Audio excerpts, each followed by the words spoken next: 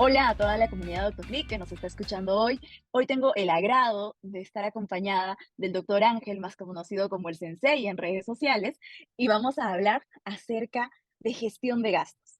Antes de entrar al tema, le pido, doctor, por favor, que se pueda presentar a nuestra comunidad, decirles quién es el doctor Ángel, qué es lo que hace y sobre todo, por qué lo hace. Sí, muchas gracias, Cristi, y gracias a, bueno, a todo el equipo de Doctor Click. Yo soy Ángel González, me dicen el sensei, así me empezaron a apodar por ahí unos colegas. Yo soy dentista y soy endodoncista y estuve trabajando muchos años de catedrático en la Universidad de La Salle Bajío en León, tanto en el curso internacional, que es una división que hay para dentistas que revalidan, digamos, ciertas materias de odontología y se van a trabajar a Estados Unidos. Y también estudié la especialidad de endodoncia, ya una vez que egresé de odontología. Yo soy originario de la ciudad de Aguascalientes y bueno, pues básicamente ya que me tuve que mudar a León por cuestiones de trabajo, mi vida comenzó a cambiar radicalmente en muchísimos aspectos, ¿no?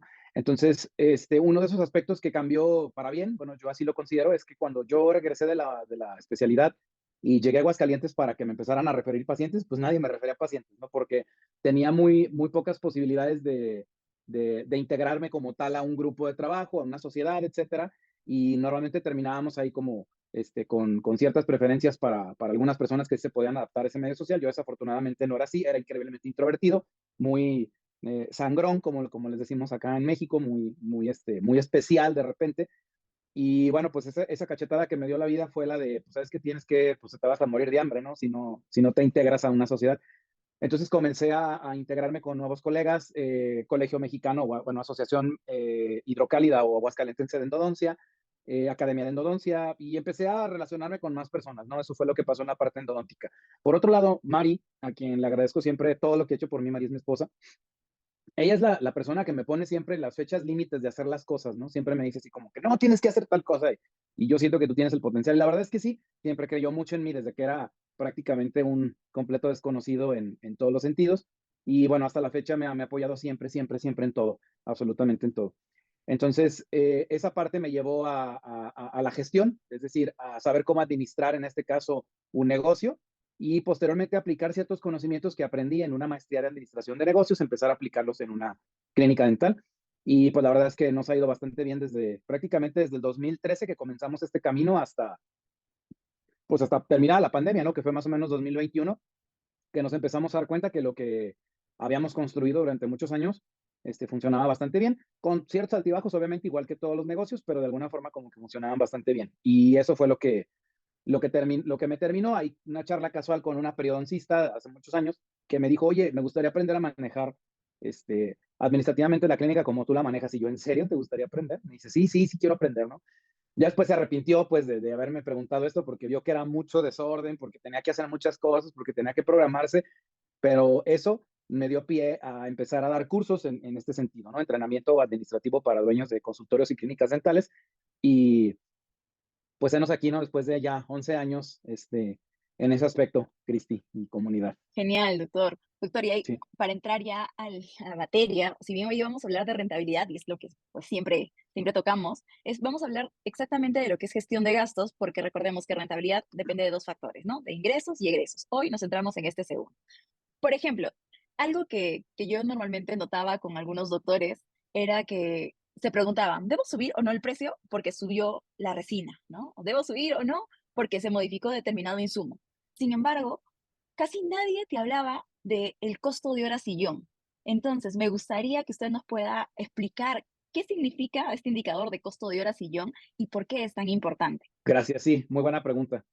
El costo hora sillón, digamos que tiene que involucrar básicamente todos aquellos, vamos a llamarle, costos y gastos que involucran la actividad de el consultorio está abierto o la clínica está abierto y no hubo ni una triste alma que se parara ahí en todo el mes.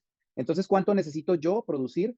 Eh, Cuestión de ventas para que ese negocio pueda subsistir. Entonces, como nosotros tenemos un horario comercial, pues lo vamos a hacer con base a un horario comercial a lo que se refiere, por ejemplo, lo que es el gasto fijo y el gasto variable, en este caso de tu consultorio, de tu clínica dental. Lo que involucra el gasto fijo, pues ya sabemos que sería la renta o el alquiler, el pago del agua, el pago de la luz, el pago del teléfono, el internet, el RPBI, la nómina, que es bien importante también, las obligaciones laborales que van añadidas a la parte de la nómina, el pago administrativo del contador, el pago administrativo de un abogado, los gastos bancarios, que también llevan un porcentaje por ahí bastante especial, los gastos de marketing, que sabemos que pueden llegar a ser gastos fijos, pagar una mensualidad a un community manager con pautas, etcétera, en los gastos del departamento de ventas, en dado caso de que tuvieras ese aspecto también metido, y sobre todo, y lo más importante, como dice mi amigo, la maldita sanguijuela de ese negocio que eres tú, ¿no? El dueño. O sea, nosotros como dueños estamos recibiendo en teoría un sueldo, o se supone, o se presupone que nosotros deberíamos de estar percibiendo un sueldo. Sueldo es igual a ingreso fijo que nosotros debemos de tener. Cuando yo le digo al colega que va a tener un ingreso fijo, normalmente su cerebro hace un estallido momentáneo porque dice, es que yo no tengo cantidad de ingresos fija, ¿cómo le hago? Ah, pues por eso es que viene la parte administrativa para que entiendas cómo aplanar esas curvas. Entonces, en medio, el chiste es tratar de equilibrar esta parte para empezar a ajustarnos a presupuestos, para empezar a trabajar con planeación financiera, para empezar a trabajar con metas financieras, para que efectivamente esos picos siempre sean hacia arriba y no hacia abajo, que es lo que sucede normalmente en un consultorio. Entonces, ya una vez que tenemos la suma de los gastos fijos, ahora los gastos variables serían lo que yo le pago a la papelería, por ejemplo, por comprar productos de papelería, pueden ser plumas, pueden ser folders, pueden ser hojas, etcétera, todo eso que tiene que ver con la parte de papelería, con lo que tiene que ver con la parte del aseo, o sea, productos de aseo, que el cloro, que el fabuloso, que el trapeador, que la escoba, que todo eso también tiene que ver con eso. Y aquí entrarían, por ejemplo, todos esos gastos, como yo les digo, gastos de repente que hacemos muy a lo pendejo, como por ejemplo, las fiestas del personal. O sea, quién trae la posada, el cumpleaños de no sé quién, y de repente ahí nos excedimos y vámonos todos a las salitas. Total, ¿qué puede pasar? Vida solo hay una, me lo merezco, para eso trabajamos, etcétera, etcétera, y te autoconvences, no te cuentas una historia y te terminas convenciendo de que tienes que gastar. Y ahí también entraría, por ejemplo, la parte de bonos y comisiones, que en teoría son variables. Y los obviamente, si son variables, pues entrarían como este aspecto, ¿no? Una vez teniendo ambos resultados, es decir, suma de gasto fijo mensual y suma de gasto variable aproximado mensual, lo vamos a dividir entre el número de horas que comercialmente abre la clínica al mes. Y con eso tendríamos costo hora clínica.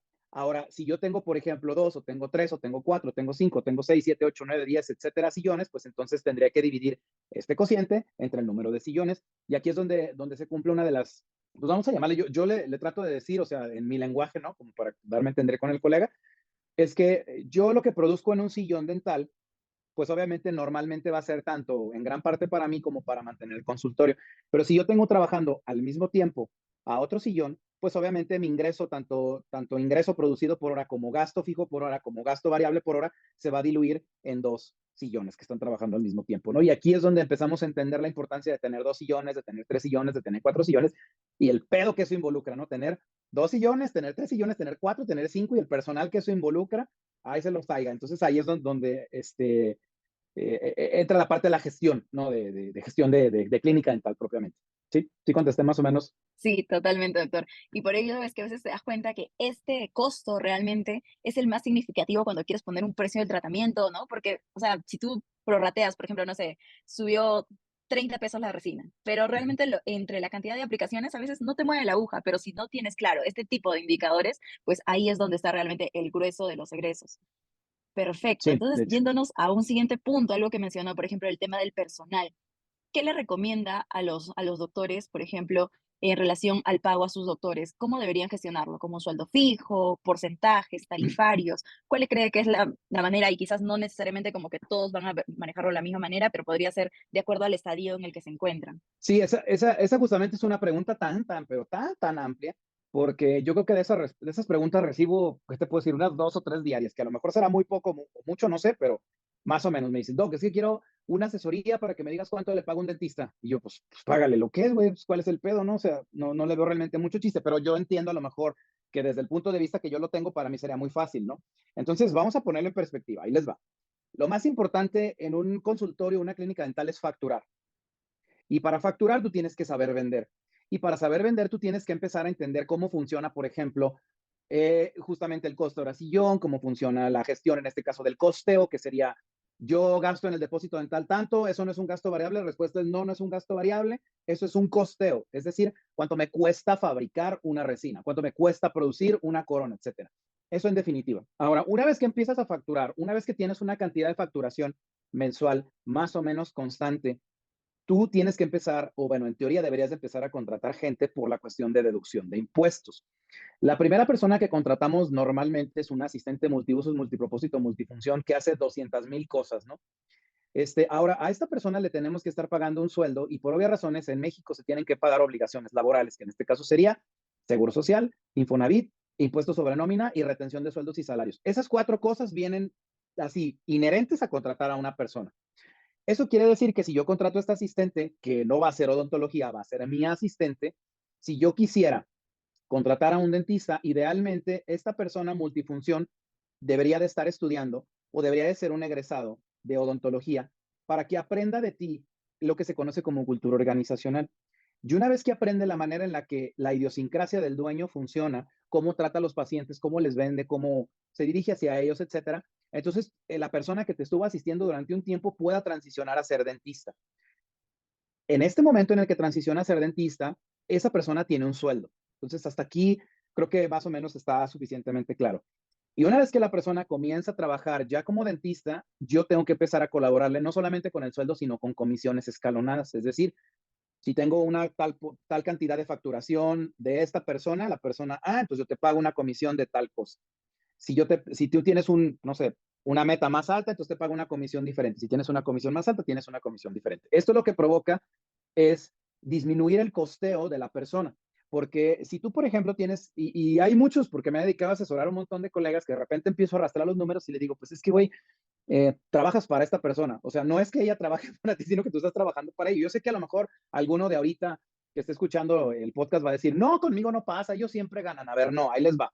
Si tú contratas a una persona que está recibiendo un sueldo, por lo menos está recibiendo un sueldo, digo, hablando aquí en números de México, obviamente, por lo menos está recibiendo un sueldo de 8 a 10 mil pesos mensuales. Eso súmale seguro social que oscilaría más o menos entre los 3,500 a los 4,200 pesos aproximadamente. Entonces ya hasta ahí llevaríamos entre 12 y 14,000 pesos. La retención de sueldos y salarios, que sería más o menos como de la calculo que van a ser como unos 300 pesos, tal vez no es tan significativo, y el impuesto sobre nómina, que serían como unos 200 pesos. Entonces, en total, la persona te cuesta 15,000. Vamos a pensarlo así en números redondos, ¿no? Si esta persona produce 10,000 y tú le das comisiones del 30%, pues entonces prácticamente la persona ni siquiera está alcanzando a pagarse ni su sueldo, ni sus prestaciones, ni sus retenciones, ni nada. Y aparte tú le estás pagando comisiones.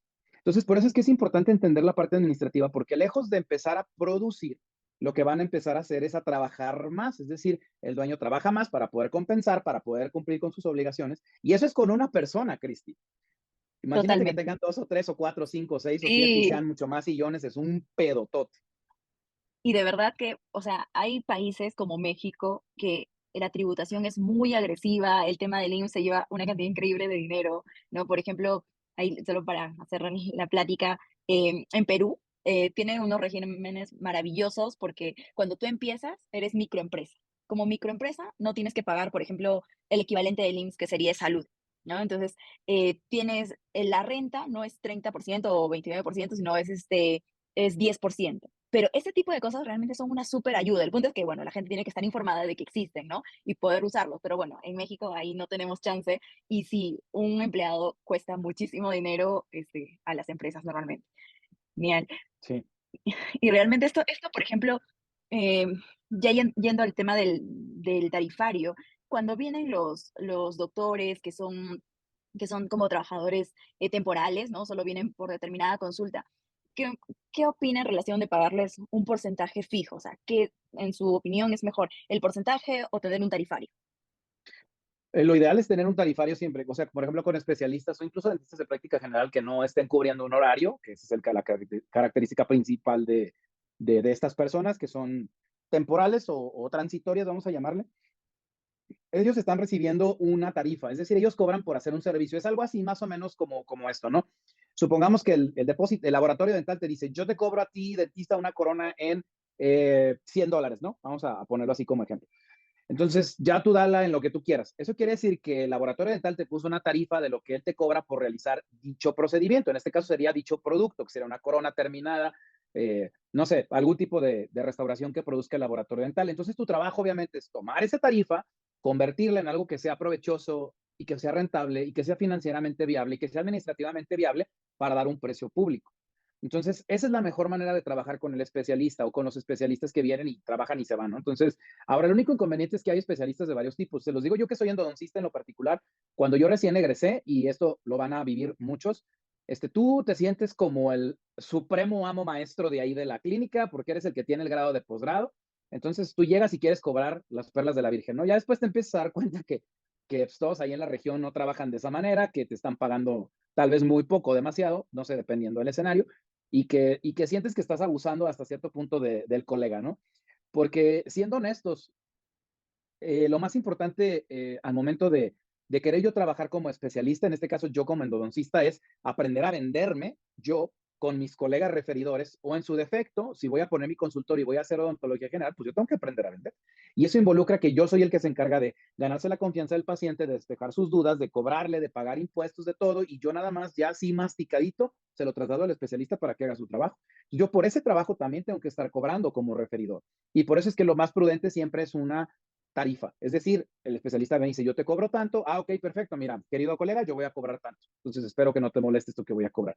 Porque hay especialistas, vamos con el otro escenario, que dicen, tú cobra tanto, o sea, tú cobra precio público tanto y tú dame tanto. Y hay colegas que sí lo hacen así, o sea, dicen, ese es mi precio y tú me tienes que pagar tanto, ¿no? Pues no, o sea, son las reglas de tu negocio, en este caso, de tu consultorio, de tu clínica, ¿no? Entonces, lo más recomendable Sí, siempre, siempre, siempre es tarifa, siempre. claro que sí, porque precisamente el tener, por ejemplo, un porcentaje fijo hace que por más esfuerzos que tú realices, no sé, si a ti contratas una persona más, el gasto fijo subió, tu costo de la sillón se elevó, pero tú siempre, o sea, vas a tener como que limitada la ganancia porque hay una persona que se está llevando, pues, quizás gran parte de ese trabajo y puede ser que incluso los números no resulten favorables en estos servicios. De hecho, normalmente no resultan favorables. O sea, sí, ahí deja 100, 200 pesos y el colega así como que, no, es que me está dejando muy poquito, Doc, es que yo produzco más horas sillón. Entonces, bueno, por eso es que justamente entran güeyes como yo, como algunos otros, a poder asesorarles y darles esa información para que la puedan entender. Es que, y parece broma, porque yo, o sea, y los entiendo perfectamente. Yo estuve pues en sus zapatos muchos años, ¿no? Entonces, ya hasta que empecé a entender cómo funcionaba, dije, no, pues es que creo que sí la estamos regando en muchos aspectos, ¿no? Y ya obviamente todo fue accidental ahí con colegas y, oye, asesórame, oye, no sé qué. Y yo, pues la verdad es que siempre he sido como muy, muy abierto, nunca he sido envidioso para decir las cosas, ¿no? Y a veces como que también mi léxico como que ayuda bastante para transmitir las cosas. Hay gente que pues, se siente ofendida, etcétera, pero pues siempre he tratado de ser así como muy, muy ecuánime, ¿no? Para explicar algún punto en particular. Claro que sí, doctor, tiene un estilo particular y bueno, y también entrando a la parte de, por ejemplo, la parte de las comisiones y los bonos para el personal administrativo, ¿cómo considera este tipo de estrategias, no? Porque a veces sucede que, pues, yo tengo que contratar al asistente, pero, pues, no tengo un súper presupuesto. Entonces, quizás tener un bono, tener una comisión para que, no sé, ella pueda vender más, podría generarle mayor productividad, no sé, ¿cómo lo ve usted? Sí, sí, sí, sí es muy buena idea, pero ahí, por ejemplo, también siempre, siempre les recomiendo tener una base. Esa base es una base de facturación mensual. Si no tienes esa base, ni repartas nada, porque pues, no va a haber lana, pues, para eso, ¿no? Y entonces hay colegas que como no, pues no recibimos a lo mejor el entrenamiento, la capacitación o el adiestramiento, o no existe la manera, pues, de poder, construir dentro de tu cabeza cómo recompensarle a la gente, pues ahí te inventas cualquier cosa, ¿no? Qué bueno porque salimos tarde. Qué bueno porque trabajamos un chingo. Qué bueno porque trabajamos los domingos. El día que me dijeron, bueno, porque trabajamos los domingos, les dije, no, según la ley federal del trabajo, amigo, tú tienes que pagar el triple de lo que se debería de pagar. O sea, el doble, perdón, en este caso en los domingos, ¿no? Y es que el bono, porque trabajamos en días festivos, amigo, tú tienes que pagar el triple de lo que se paga normalmente en un horario tradicional, ¿no? Entonces, de repente esas cosas pues son las que se pueden llegar a tergiversar como bono por no sé qué cosa, comisión por quién sabe qué tanta cosa, ¿no? Y hay gente que sí me dice, es que me ha funcionado bastante bien. Ok, entonces una recomendación que siempre les hago es esta, que obviamente esto es más fácil de que lo puedan llevar a la práctica ahorita en cosa de 5 minutos. Van a poner en su calculadora la cantidad estimada que está facturando ahorita la clínica, ¿no? Facturando me refiero a que, sabes, viene acompañado de una factura, ¿no? Electrónica. Entonces vamos a suponer que ahorita tienes una cantidad, vamos a ponerle 50,000 pesos mexicanos. Entonces tú vas a pagar un bono o una comisión con esos 50,000 pesos, es decir, vas a pagarle una comisión o un bono de 100 pesos a una persona, ¿no? Ok, ponle un cero más, es decir, en lugar de que sean 50,000, ponle 500,000 y ponle un cero más a la persona a la que le vas a dar el bono. Chécate si es más o menos equitativo la relación trabajo, dinero de recompensa para saber si vale la pena o no darle ese bono. Si ahorita mientras estás haciendo la operación dices, puta, creo que estoy pagando muy poquito, pues entonces ahí tienes tu respuesta. Hay que aumentar la comisión o el bono. Pero que en la mayor parte de las veces mi colega es, les voy a dar un bono de 500 pesos nomás porque se me ocurrió. Ahora vele sumando 500 pesos semanales y pone un cero más. Es decir, serían 2,000 pesos de comisión más un cero más. Ahí tienes tu comisión. Al doctor. Creo que muchos van a repensar sus bonos Sí. en este momento. Estoy seguro, de verdad estoy completamente seguro. Y es que muchos piensan que van a seguir ingresando lo mismo. O sea, piensan que lo que tienen ahorita de ingreso 2024 va a permanecer 2025, 2026, 2027. En teoría no. En teoría siempre va a haber un ligero aumento. Y si no lo aumentas tú, te lo aumenta la inflación, te lo puedo asegurar. Y por obvias razones, si aumenta la inflación y aumentan tus costos y aumentan tus gastos y aumenta tu ganancia, pues también tiene que aumentar el bono o la comisión. Entonces va a llegar un momento en el que esto se convierta completamente impagable. No porque no lo puedas pagar, porque realmente el margen te lo va a permitir. Pero el problema es que como no sabes qué margen tienes sobre ventas, qué margen tienes sobre utilidad operativa y qué margen neto tienes, pues repartes con singular alegría. Claro que sí, la visibilidad del negocio es tan importante, realmente tener los números claros, o sea, ya dejas de ser únicamente el doctor, eres el empresario y eso es un básico. Doctor, y justo hablando de visibilidad, ¿cómo, cuáles ha identificado usted que son esos gastos que normalmente los doctores no ven, ¿no? Por ejemplo, yo estaba hablando con una doctora hace poquito y estaba bastante angustiada por el tema de impuestos, porque simplemente no los había contemplado y ahora pues ya llegó la época en que tenemos que pagar los impuestos del 2023, ¿no? Entonces, por Ujú. ejemplo, quizás impuestos, comisiones bancarias, ¿cuáles son esos costos que están, por así decirlo, ocultos? Bueno, hay un costo, vamos a llamarle por trabajar, en este caso, en el sistema que nos corresponde. El sistema que nos corresponde, en este caso, el sistema financiero mexicano, ¿no? Entonces, el sistema financiero mexicano está regulada por dos entidades a nivel nacional. La primera se llama Comisión Nacional Bancaria y de Valores y la segunda es Secretaría de Administración Tributaria, alias el SAT, ¿no? Entonces, estas dos empresas regulan todas las empresas que nosotros utilizamos. Ejemplo, tu terminal bancaria está supervisada por estas dos entidades. Tu cuenta de banco también. Tus aplicaciones que tiene Volaris, Aeroméxico, todas estas aplicaciones que utilizamos también están supervisadas porque en teoría también están reguladas por estas dos empresas, ¿no? Que son empresas federales, vaya. Entonces, hay ciertas empresas que se van por la tangente de esta regulación. Y ahí tendríamos, por ejemplo, la Caja Popular Mexicana, que sería una de ellas, ¿no? Dentro de muchas otras instituciones. Entonces, tú vas y metes ahí tu dinero y piensas que no va a pasar nada, ¿no? Lo peor que puede llegar a pasar es que esa empresa, pues valga madre, truene, se declara en bancarrota y tú vayas a reclamar tu dinero y ellos te digan, pues es que no, pues no te lo puedo dar porque tú firmaste un contrato donde dice esto y esto y esto y esto. Y entonces tú vas a reclamar a la Comisión Nacional Bancaria de Valores y al SAT y te dice, pues es que esa empresa no estaba regulada, lo siento mucho, yo no puedo amparar a esa empresa, ¿no? Y ahora sí que hazle como tú quieras, demándalos, haz lo que quieras, ¿no? Entonces, esas son las dos, vamos a decirle, gastos, entre comillas, ocultos, que ni tan ocultos, hoy creo que sí, ya la mayoría sabe que tenemos que facturar. El primero serían los impuestos. Ahora, los impuestos hay dos tipos, porque hay muchos colegas que dicen, yo no pago impuestos, doc.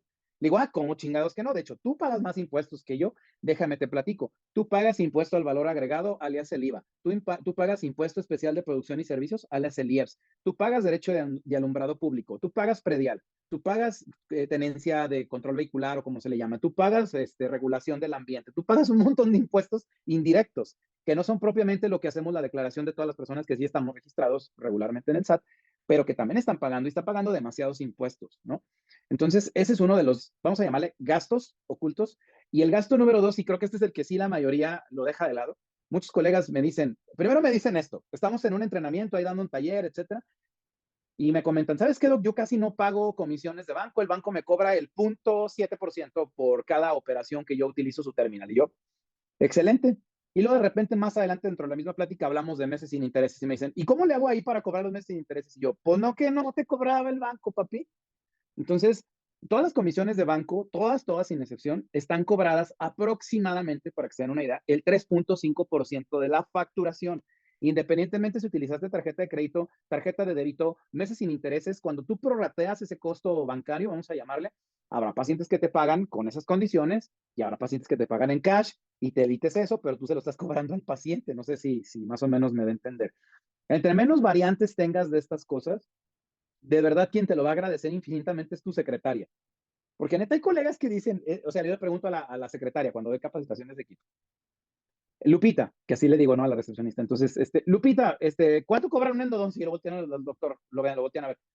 3,600, 3,700 y 3,900. Y yo, ¿de qué chingados depende que le cobren eso al paciente?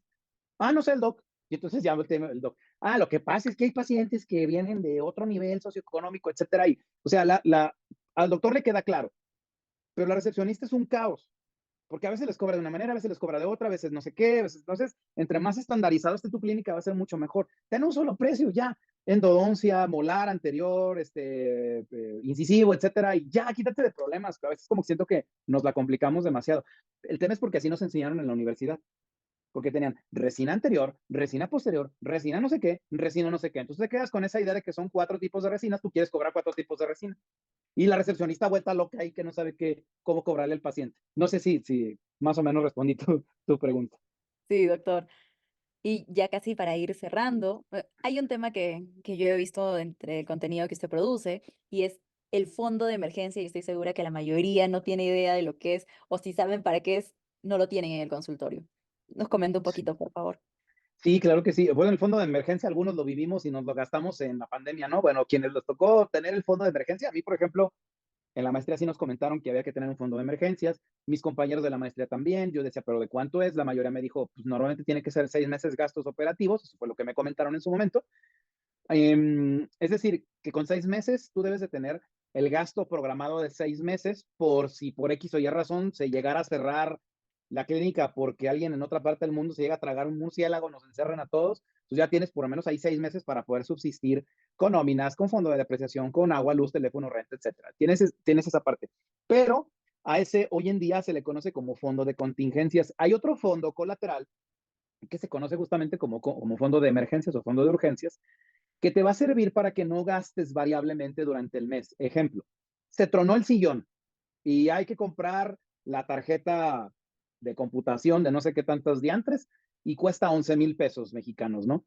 Entonces, puta, ¿cómo le hago? ¿De dónde saco? Es que me estoy esperando a que llegue el paciente y me pague. Para que no pase eso, tú tienes un fondo que estuviste guardando, que es más o menos, para que se den una idea, del 5% mensual del flujo de efectivo, más o menos, para que se den una idea, y lo estoy guardando en este fondo únicamente lo estoy guardando, no necesito hacer nada con él, pero ten un fondo de emergencias. Ahora un fondo de emergencias es para emergencias del negocio, no para emergencias tuyas, güey. Porque luego pasa que dices que tuve una emergencia y ¿cuál fue tu emergencia? Ah, tuve un problema de salud.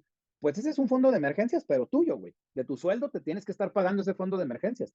O sea, tu negocio, ¿qué culpa tiene de que tú te enfermes? Bonita cosa, ¿no? Y ahora sí, solo el bonus para ir cerrando, hablando de ya los doctores, si bien tienen una empresa que es su consultorio, su clínica dental, pero deberían destinar, o sea, todo el 100% de sus ingresos únicamente a este negocio o valdría la pena diversificar quizás en algún otro tipo de inversión. Mira, esa es una excelente, excelente pregunta. Hay colegas que tienen 40 años invirtiendo en su consultorio, en su clínica dental, y me lo dicen muy orgulloso. Y yo la verdad es que digo, pues, o sea, qué chido, ¿no? Te lo aplaudo bastante, está muy bien. Oye, ¿qué pasa el día de mañana que odontología te dé una patada por el trasero y te diga, ya no puedes trabajar porque tus ojos ya no dan, porque tu mano, porque tu espalda, porque todo ya no la arma para que puedas estar trabajando en tu más grande y hermosísimo proyecto de inversión de toda la vida? ¿Qué vas a hacer? Y generalmente no me dicen nada, no me dicen así como que, bueno, ya Dios proveerá, y meten siempre aquí figuras así, pues deidades ahí que les van a echar la mano y la madre, ¿no? Así para tratar de resolver estas cosas, ¿no? Cuando en teoría tú desde hace 35 años te debiste haber preocupado por estar haciendo una cartera de inversiones, aunque sea chiquita. Te pongo un ejemplo, compraste, no sé, eh, pusiste otra unidad de negocio, llámese consultorio, llámese gabinete radiológico, llámese laboratorio dental, etcétera, etcétera, y sobre la marcha comenzaste a aprender, ojo, no cómo meter la tecnología dentro del equipo, sino cómo aprender a hacer negocio con esa madre. Y obviamente el negocio en teoría te tiene que dar para que tengas tecnología para todo lo demás, ¿no? Eso quiere decir que si es un negocio, está teniendo rentabilidad y está teniendo ganancias, está teniendo utilidades, paga impuestos y las utilidades las puedo reinvertir o en su defecto, invertirlas en otro modelo de negocio.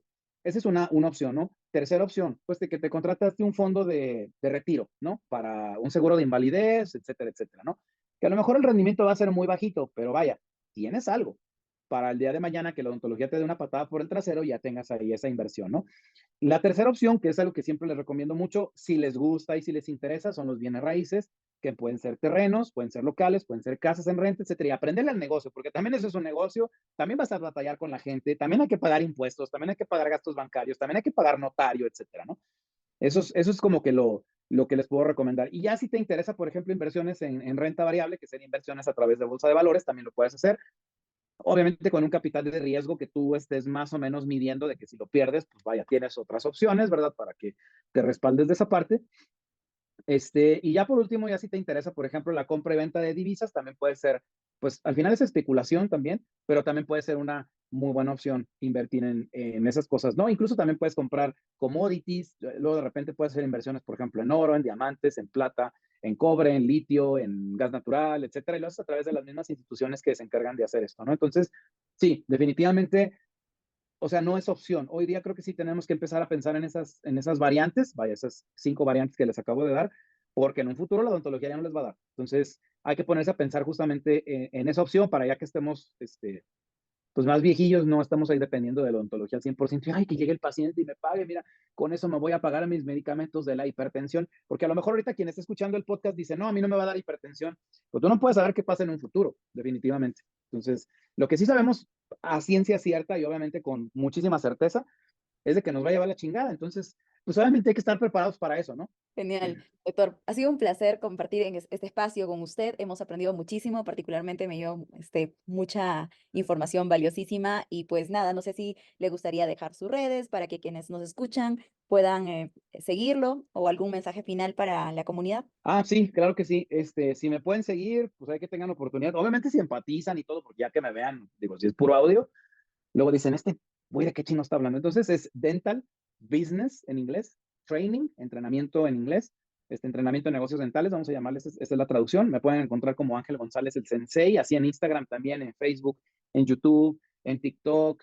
Pues creo que nada más son las únicas redes que tengo y ya mm, como cereza del pastel, siempre me han preguntado que cómo hacer para que una clínica dental se vuelva, pues muchos le dicen exitosa. Yo prefiero cambiar el término por predecible y yo les digo que la clave es lo que más odias que te digan. Y se llama constancia en hacer las cosas. Entonces, esa constancia puede ser el hecho de administrar correctamente tu negocio, o también esa constancia puede ser el hecho de que cada dinero que te ingresa, cada dinero que te chingas en viajes, en coches, en conferencias, en etcétera, etcétera, y nunca guardas para nada. Es decir, nunca registras, nunca divides, nunca guardas. Entonces, esos hábitos son complicados, no son imposibles, pero sí son complicados porque pues conlleva una educación a veces incluso desde la familia, ¿no? Cristi, de que no tenían el hábito del ahorro, porque me han dicho, Sí, es que mis papás el no tienen hábito famoso del hecho ahorro. de que cuando tenga voy a ahorrar, ¿no? Es terrible, creo que es de los principales errores, ¿no? Y como Ujú. dice, hay un libro que menciona de que primero es ser, luego hacer y finalmente es tener, ¿no? Entonces, yo creo que ahí viene cambiar un poquito la mentalidad. Claro, definitivamente sí, pero sí la clave creo que al final es la constancia y eso es lo que más trabajo me cuesta con mis colegas. Muchísimas gracias, doctor. Que tenga una excelente tarde.